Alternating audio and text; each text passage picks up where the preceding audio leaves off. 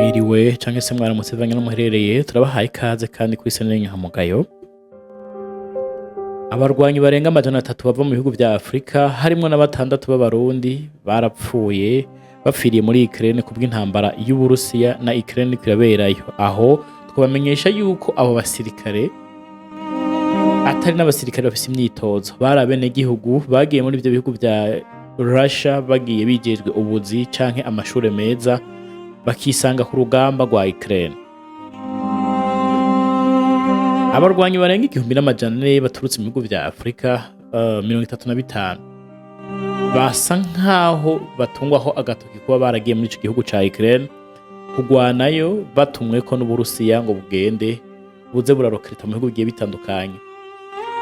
Hari abagiye ku bushaka ariko batazi ko bagiye ku rugamba. Ako twabamenyesha ko abarenga 316 muri bo bamaze gupfa nkuko bari muri raporo nshasha yatanzwe n'ikigo citwa Impact. Twabamenyesha ko kandi ikigo citwa Impact ari ikigo kigenda kiratangaza amwe mu makuru yerekeye Uburusiya n'ayaba yabereye mu ibanga. Kuva mu mwaka wa 2023 Uburusiya bwashize inguvu nyinshi mu kurondera abasirikare b'amahanga badafise n'umwitozo, bakabatoza indwi zitarenze 2 ukabunka ku rugamba rwa Ukraine. Ariko tukabamenyesha kubera kuko kugenda nyene atabumenyi babifisemwo, abenshi bamaze kwitaba Imana, abandi bagakomereka kandi bibabaje cyane. Ukraine nayo yavuze ko gushaka abarwanyi mu mahanga bisa nkaho uba wananiwe ubatanga uvu igifise. Mwibuke ko Uburusiya bwafashe ingingo maze gutakaza abasirikare batari bake mwiriya ntambara bwari buhanganye na Ukraine.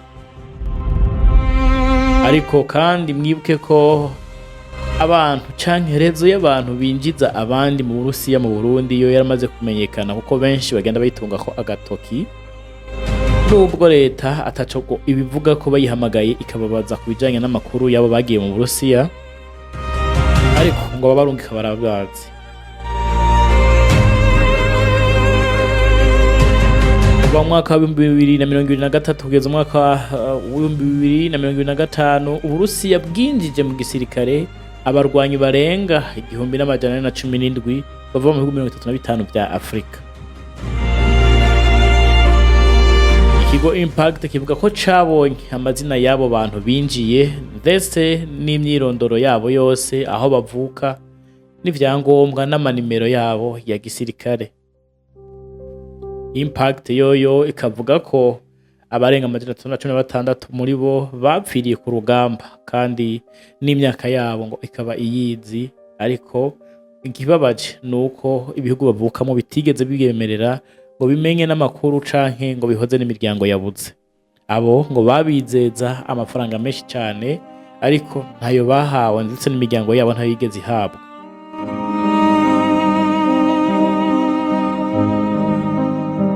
Raporo kandi irabandanya ikagira iti abavuye muri Kameruni nibo benshi kuko ni 94 muri abo bitavye Imana, mu gihe 6 bo ari Abarundi.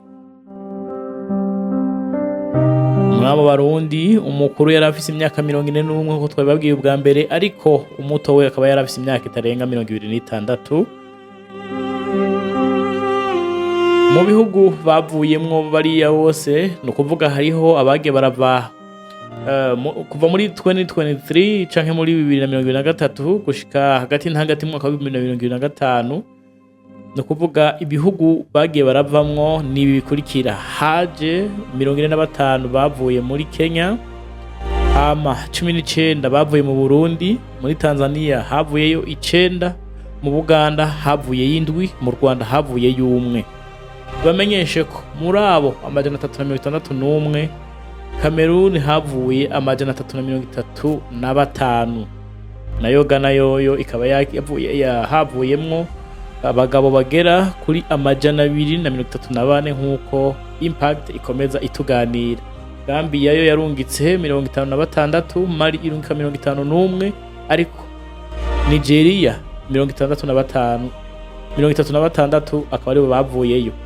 South Africa canke Afrika y'Epfo yo 32 nibo bashoboye kuva iyo bakaza mu Burusiya ngo baje ku rugamba batabizi.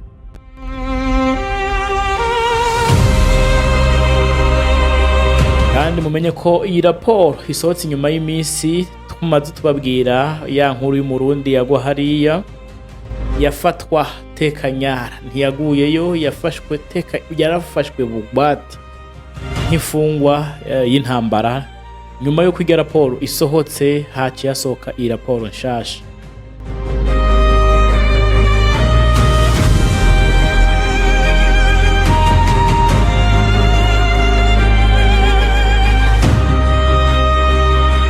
Aho rero twabamenyesha ko ku biro vya perezida wa Ukraine igihe bajayo kubaza ijya nkuru ya Jambo Skowakimana niho hatangwe no gusohoka izindi raporo zigiye zitandukanye zivuga ku kuntu bagenda n'ukuntu batangura bagahabwa amafunzo canke se ikosi y'indwi zitarenze zibiri bakarunikwa ku rugamba. Ukraine nayo abishoboye gufata ikababika ntiyagira ikibakoza, abamanitse amaboko ntakibakoza ariko bafatwa nk'imfungwa z'intambara. Imiryango yabo igakomeza gusaba abafashwe ko botahukanwa mu gihugu cabo nimba bishoboka, ariko leta y'u Burundi yo ntaco yashimye kubivugako. Ariko twobibutsa ko ibyabuzwe na Kimana Jambo Siko kubera ko yari imfungwa y'intambara nta bisa nkaho bitanyuzwemo cyane ngo bishobore kugendwa in deep, bashobore kumenya ivyibitsi inyuma, kubera ko imfungwa y'intambara bayishira imbere ya kamera ikavuga ibyayo bo ugakuramo message nishobora gutanga umuco ukuntu hegira abona byose. Investigations with impact no kuvuga ikigo kijejwe ibijanye n'iperereza muri izi ntambara za Ukraine n'Uburusiya cyo kirakomeza kikavuga ko bitoroshe ku mpande zimwe canke izindi, kubera ko abanyafrika benshi bakomeza guhendwa ngo banuke mu gihugu c'Uburusiya kubera ko hari akazi canke amashuri meza, bagasanga nta mashuri ariyo ahubwo ni intambara gusa, kuko ugishika barakwakira ukaruhuka mu gatondo ukabona intambara iradutse yadukite. Rero bakuzanira ikimodokari cya gisirikare uri umuntu aciye ubwenge ugaheza ukamenya uti ahangiye ku rugamba, bakaguhereza imyambaro, ibirato n'impuzu na nimero de matricule, bakakurungika mu ishamba utazi ngo bakurungitse ku makosi. Inyuma y'indwi zibiri bagaheza bakakohereza ku rugamba ukaja kugwana n'umwansi utazi utiteguye.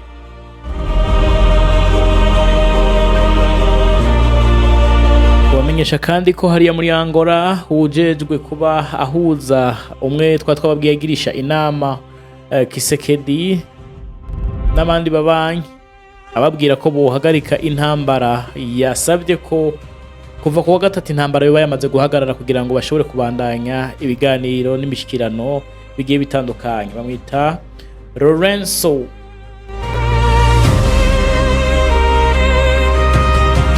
yasabye M23 na DRC Congo guhagarika imirwano kuva ku wa gatatu. Kubibutsa ko ibiro vya perezida yasabye byagenga bikavuga turakeneye ko tubona intambara yahagaze muri Congo hagati ya leta na M23 kugira ngo mushize kuganira ibiganiro bibaganisha ku iterambere n'ayahandi hoho muzosanga mwaguye mu yabira.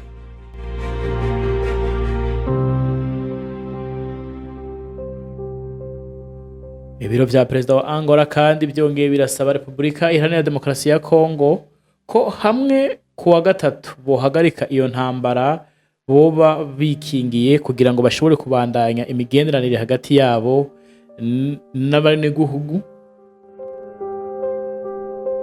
Aho yababwiye ko itariki 18 saa 6 z'umutaga atakeneye gusubira kubona intambara.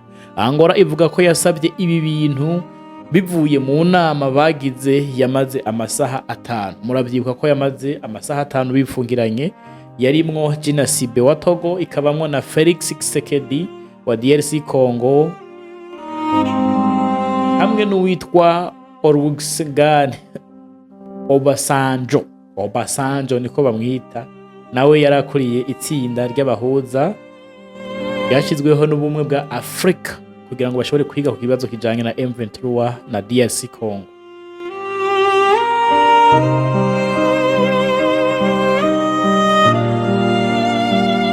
tukabibutsa yuko ibiro bijejwe akanama nyoborampaka byo kwa perezida wa Angola byongeye birasaba impande zose guhuriza ku kintu kimwe kugira ngo umwene gihugu bikunde atezurirwe.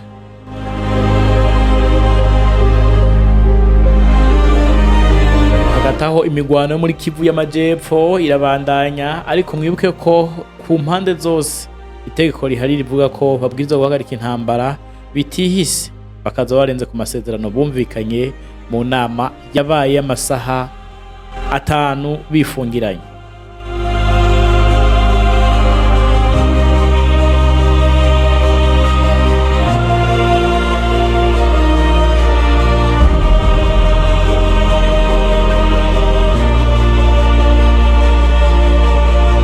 Nuko turabashimiye mwe dukurikirana kuri Saneri Nyankamugayo, tubipfuriza imigisha ya Nyagasani ngo ibabeko.